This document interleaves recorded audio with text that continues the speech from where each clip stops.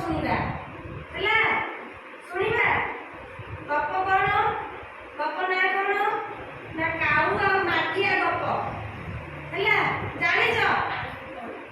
ଜାଣିଛ କାଉ ମାଠିଆ ଗପ ଜାଣିଛ? ଜାଣିଛ ତ? ହଉ ଆମେ ଶୁଣିବା।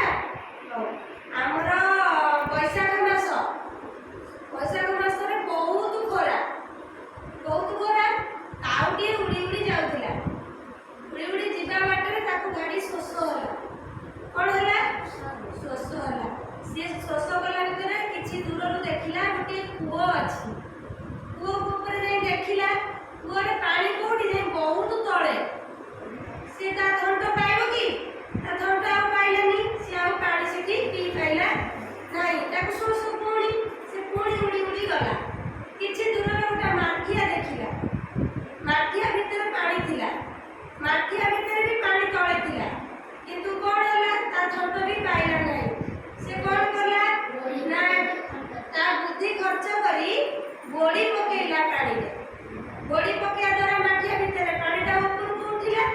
ଉଠିଲା ପରେ କାଉ ଥଣ୍ଟ ପାଇଲା। ପାଇଲା ପରେ ସେ ପାଣି ମନ ଖୁସିରେ ପିଇଲା, ଉଡ଼ିଗଲା ହେଲା। ଆମେ